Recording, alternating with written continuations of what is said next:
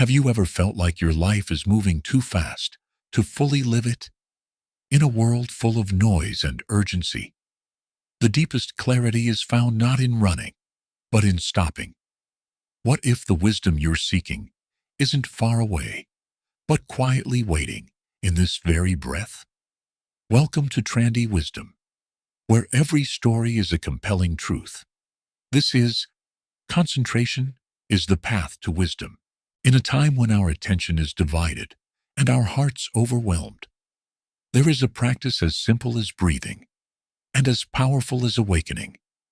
It does not require seclusion. It begins wherever you are, with a step, with a pause, with the gentle act of noticing the present moment. Concentration, or samādhi, is not about effort. It is about arrival. It is the art of coming home to yourself. And from that stillness, something begins to bloom. Insight, compassion, wisdom. Let us walk together into this living silence. 1. The still mind sees clearly. Why concentration matters. In the early hours of dawn, before the world awakens, the forest holds its breath. Mist drapes the trees like silk. A lake lies motionless, mirroring the sky so perfectly that it becomes impossible to tell where water ends and sky begins. In that stillness, a profound clarity arises, not just in the landscape, but within those who are quiet enough to observe it. This is not merely a poetic moment. It is a metaphor for the very heart of spiritual practice. For in the teachings of the Buddha, it is said that wisdom does not come from accumulating thoughts or chasing ideals. It comes from stillness. A still mind is like a calm lake. Only when its surface is undisturbed can it reflect reality as it truly is. The Buddha once said, "From concentration, wisdom arises. Without concentration, wisdom fades away." This simple truth forms a central pillar in the path of awakening. Concentration, or samādhi, is not an escape from life. It is a gentle return, a return to the breath, to the body, to the here and now. In that return, the noise of the world fades, and insight arises naturally, like the moon coming out from behind the clouds. Most of us live with a scattered mind. It runs in every direction, like a wild horse untouched by reins. One moment we're worrying about the future. The next we're haunted by the past. Our attention rarely touches the present moment with any depth. And without this touch, without this anchoring, clarity is elusive. We misjudge people. We misunderstand events. We overreact. We drown in opinions. And even when we seek peace, we chase it like a butterfly, never realizing that it was quietly sitting on our shoulder all along. Concentration is not a harsh discipline. It is not a forced narrowing of the mind. True concentration is a natural settling. It is what happens when the heart is no longer pulled in 1,000 directions. It is what happens when we stop trying to be anywhere else but here. A person walking mindfully across a garden, fully present with each step, is more concentrated than someone sitting rigidly in a meditation hall with a racing mind. Stillness does not mean suppression. It means allowing the river of thoughts and emotions to flow, without grabbing at them, without fearing them, without needing them to disappear, just watching, just breathing. And in that space, insight ripens. We begin to see that every emotion has a cause. Every thought has a birth and a death. And most importantly, we begin to see that we are not our thoughts. We are the awareness that holds them. In many ancient texts, the image of a lamp is used to describe the mind. When the flame flickers wildly, the room is full of shadows. But when the flame is steady, everything is illuminated.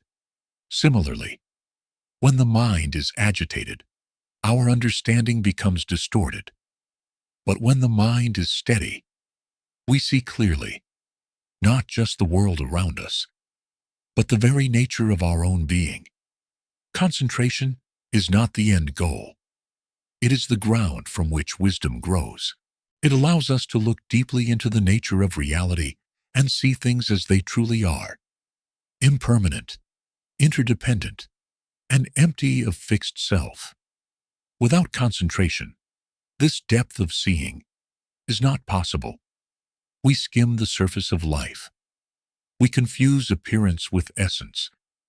But with a still mind, we can begin to perceive the subtle movements of our inner world, the hidden motivations behind our actions, the fleeting nature of suffering, even in moments of great difficulty. Concentration can be a refuge. Imagine a storm at sea. The waves are high and violent, but deep beneath the surface, the ocean remains calm. In the same way, a concentrated mind can remain grounded even in the midst of chaos. It doesn't mean we don't feel pain. It means we are not overwhelmed by it.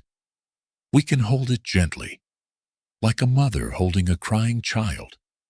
To cultivate concentration is to learn the art of returning to the breath again and again, returning to the sensation of the feet on the earth, returning to the sound of wind in the trees. Each return is an act of love. Each return is a step toward freedom. There is no need to seek wisdom in distant philosophies or complex doctrines. It is found in the very act of being present, deeply, with what is. When we walk without rushing, eat without distraction, listen without judgment, we are already practicing concentration. And from this subtle, gentle practice, a deep clarity arises. As we begin to see that the world is not separate from us, that suffering is not something to run from, but something to understand. That peace is not a reward. At the end of the path, it is the path. The still mind does not demand. It does not argue. It simply sees. And in that seeing, it understands.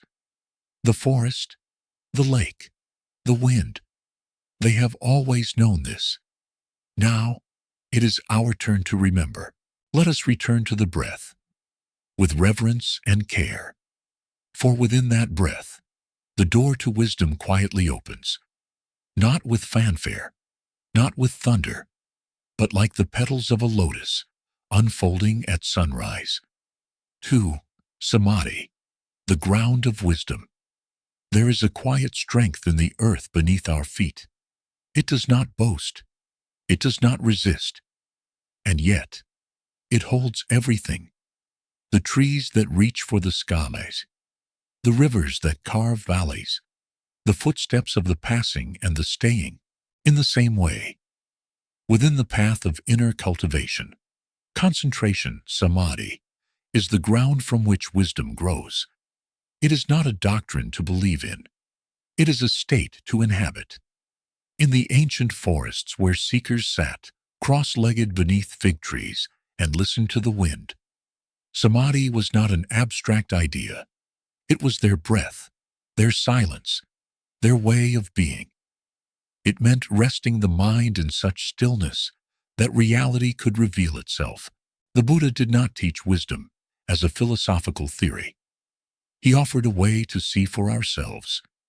And for that seeing to happen, the mind must first become stable, like a candle undisturbed by the wind. The term samādhi, in Pali and Sanskrit, refers to unified concentration. But the word itself suggests something deeper than focus. It speaks of collectedness, wholeness, a bringing together of the scattered parts of our attention into one tranquil presence.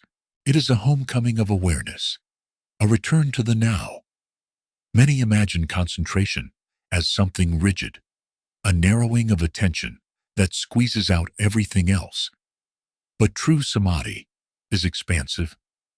It includes the breath, the body, the sound of the birds, the sensation of the sunlight on your skin. It does not isolate, it integrates. It is not control, it is communion. When one sits in meditation, following the breath, there is often restlessness at first. The mind leaps, resists, invents distractions. But if we stay, if we keep returning to the breath with gentleness and trust, something begins to settle. Thoughts do not disappear, but they soften. The inner noise begins to quiet. And then, like the settling of dust in a beam of light, clarity arises, not dramatic, not sudden, but deep, steady, and transformative. The Buddha taught the practice of anapanasati, mindfulness of breathing, not as a mechanical technique, but as a gateway to liberation. To breathe in, knowing we are breathing in. To breathe out, knowing we are breathing out. This is already the seed of samādhi. Each breath becomes an anchor, each breath a moment of arrival. As the practitioner rests in the rhythm of breath, the mind naturally unifies. Like water flowing into a still pond, it finds its place. From this stillness, wisdom is born, not intellectual knowledge, but insight that cuts through illusion. The insight that all things are impermanent, that clinging is suffering, that no fixed self can be found in the stream of experience. These are not theories. They are truths that reveal themselves to a mind that has learned how to look deeply. And to look deeply, the mind must first stop running. In the Eightfold Path, samādhi is not isolated. It rests on a foundation of ethical living, right speech, right action, right livelihood, and is supported by right effort and right mindfulness. It is the culmination of a life in harmony. When we live with integrity and awareness, the mind finds it easier to rest. Guilt and regret no longer stir the waters. There is trust in our own heart. But samādhi is not only found in formal meditation. It can be experienced in the simple act of walking, when our steps are mindful, when we feel the ground with each footfall. The body and mind begin to unite. We are not walking to arrive.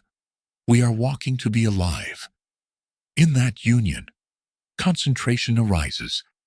It is the same when we listen deeply to another, without interrupting or planning what to say next. The listening itself becomes a form of samādhi. The world around us encourages distraction.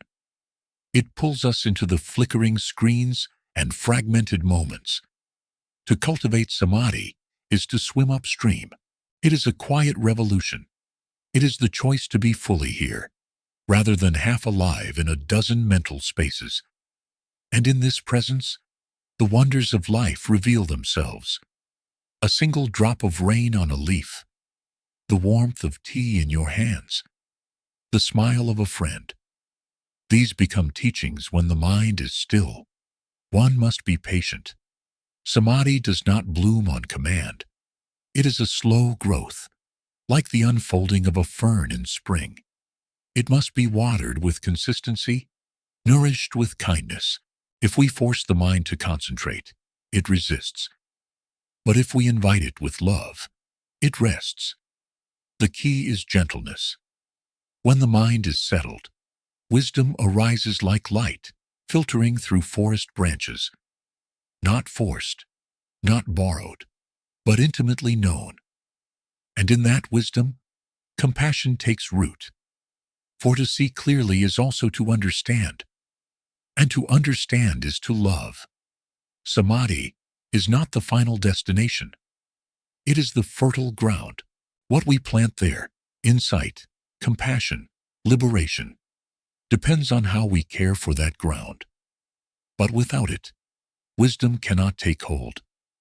Just as a seed cannot sprout in air, insight cannot grow in a scattered mind. So let us return, again and again, to this quiet earth within, to the breath, to the body, to the space between thoughts. There, In the sacred stillness lies the foundation of all true seeing. 3.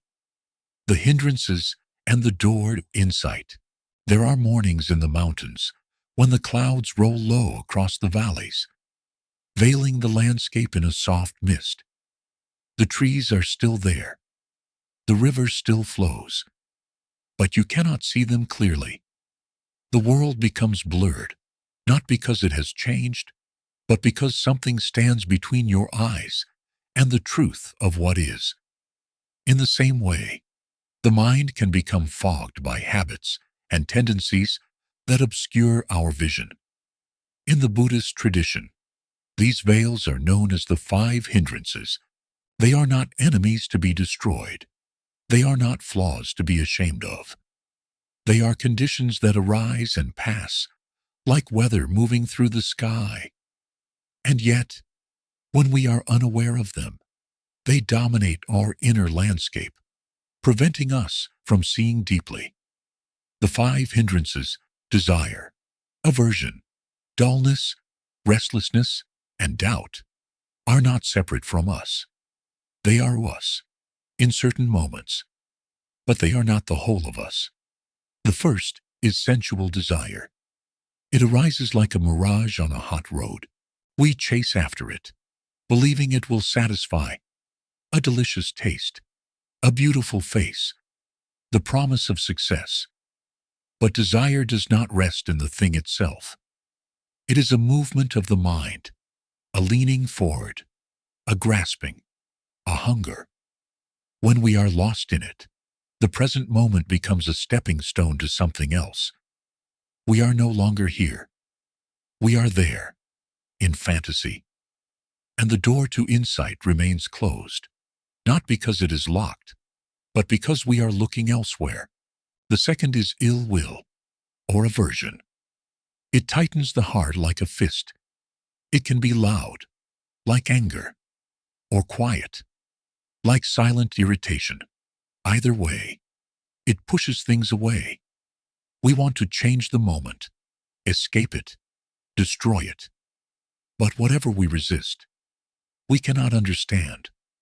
Insight requires intimacy, not rejection. Like a botanist who studies a poisonous plant, not with fear but with curiosity. We must learn to sit with discomfort without trying to escape. Only then can we see what truly lies beneath. The third is sloth and torpor, a heaviness of body and mind. It can feel like a thick fog, dulling our senses, making even a single breath feel like a burden. This hindrance is often misunderstood. It is not just laziness. It can arise from sadness, fatigue, or the mind's resistance to looking deeply. The practice is not to fight it, but to gently awaken ourselves through mindful movement, through compassion, through presence, like the sun warming a frozen branch until the sap flows again. Awareness can melt even the deepest inertia. The fourth is restlessness and remorse. It is a mind that flits like a bird, unable to land.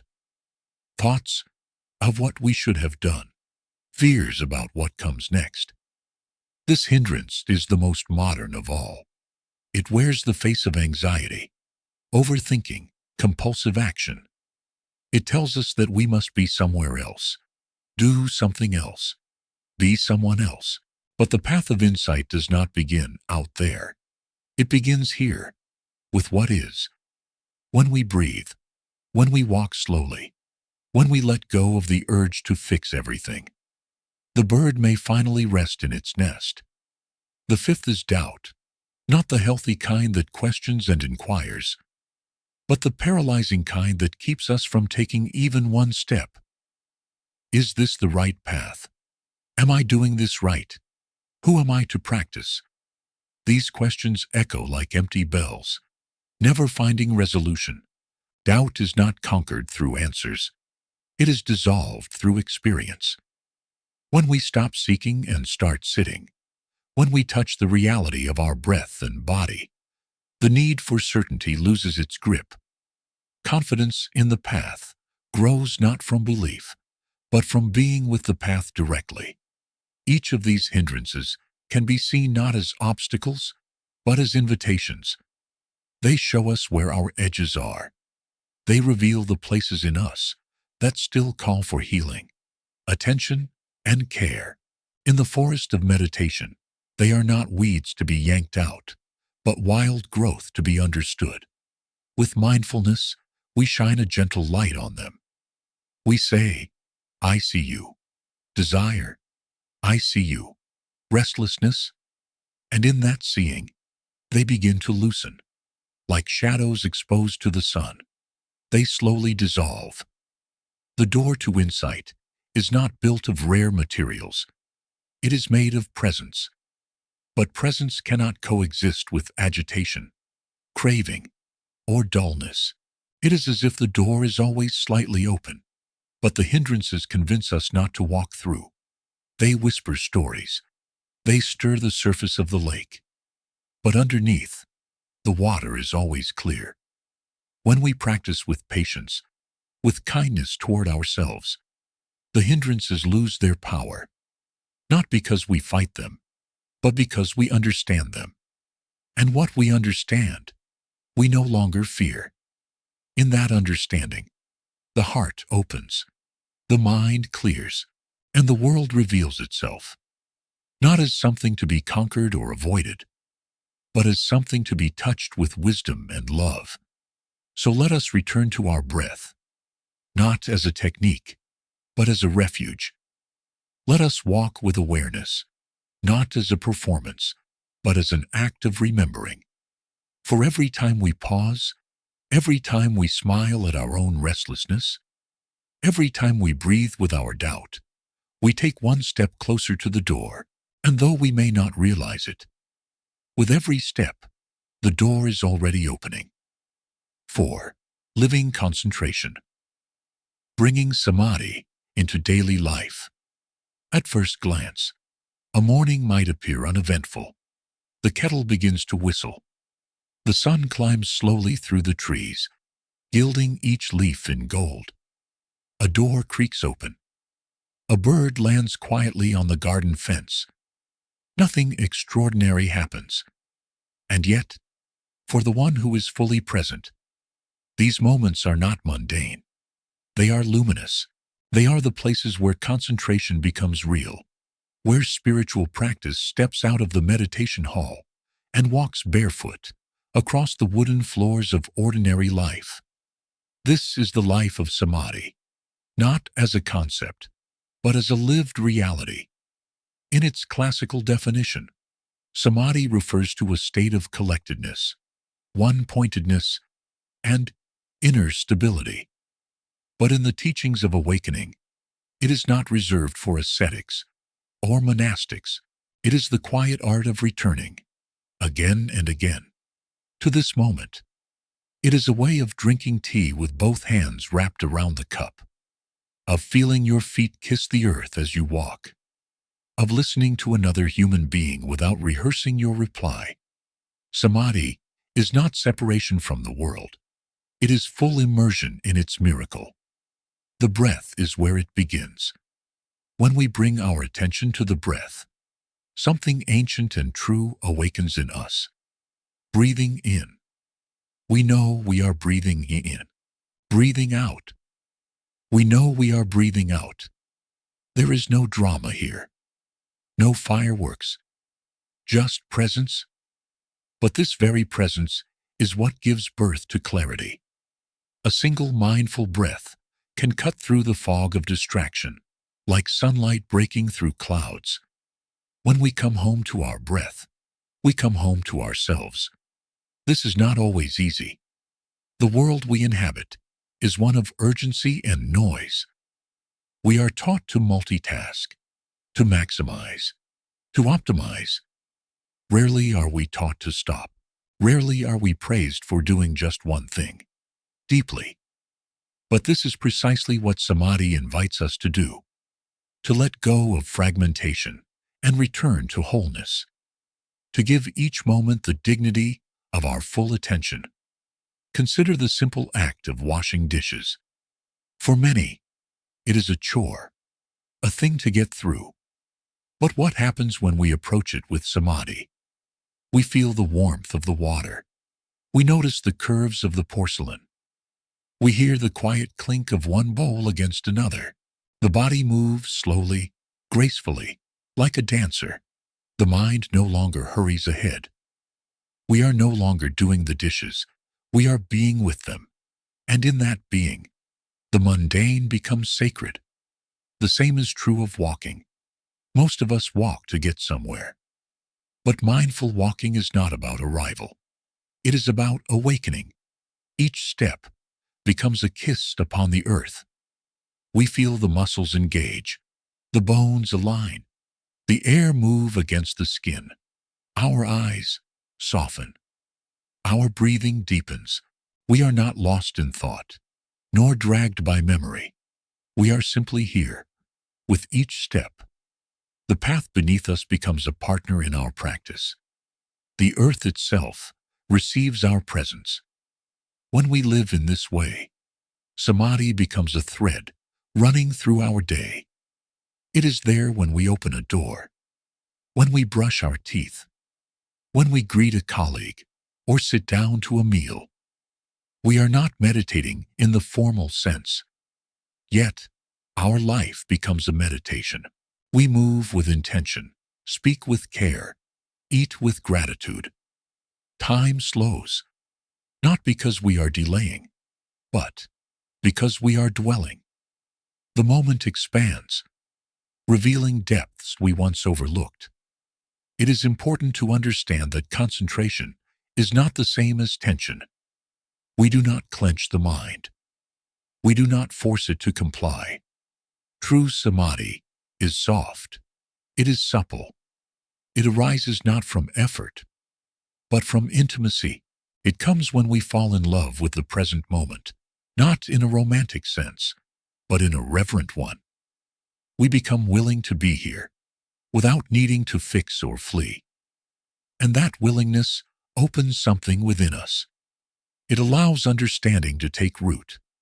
Imagine being with a child who is frightened. You don't lecture. You don't rush. You simply hold them. You listen. You offer your calm presence. The child softens. In the same way, when we hold our moments with presence, when we give them the gentle cradle of our attention, they begin to open. They begin to speak. Even suffering, when held in samadhi, begins to reveal its lessons. This is why samadhi is not escapism. It is not a bubble we create to avoid reality. It is the condition that allows us to meet reality with clarity and compassion. A surgeon entering the operating room, a parent comforting a sick child, a teacher standing before a restless class. All of these people can embody samadhi, not because their circumstances are easy, but because they bring the fullness of their presence into the difficulty. We often think of wisdom as something we need to find out there, in books, in teachings, in long retreats. But the wisdom of samadhi arises not from adding anything to life, but from subtracting distraction. When we stop leaking attention into 100 directions, what remains is radiant awareness. It is like tuning a musical instrument. When the strings are too tight or too loose, the music suffers. But when they are tuned just right, harmony arises. Concentration is the tuning of the mind. Even amidst chaos, we can touch this clarity. In a bustling cafe, we can take a single conscious breath before speaking. In a tense conversation, we can pause before responding. In a day of errands and obligations, we can return to our feet on the ground. The sensation of breath at the nostrils. These small gestures are not insignificant. They are acts of liberation. They remind us that peace is not a place. It is a way of relating to what is. To live in samadhi is not to live apart. It is to live awake. Awake to the beauty of a sunbeam on the floor. Awake to the ache of longing. Awake to the miracle that we are still here, breathing, sensing, loving. This is the heart of spiritual life, not to transcend our humanity, but to enter it more deeply, with eyes that see and a heart that listens. And so, we practice, not because we are trying to become someone else, but because we are learning to return to who we already are. We fold clothes mindfully. We listen to music fully. We eat slowly, with reverence. We move through the day not as machines, but as living beings in relationship with all that surrounds us. The tree outside the window, the dishes in the sink, the person on the phone. Each one becomes a bell, calling us back to presence. Let us not underestimate the power of a concentrated life. In a world hungry for attention, the gift of your full presence is revolutionary. It heals, it nourishes, it awakens, and it is always available. Not someday, but now. Let the breath be your companion. Let each step be a prayer. Let each moment be enough, for in living samādhi, you do not wait for enlightenment to arrive.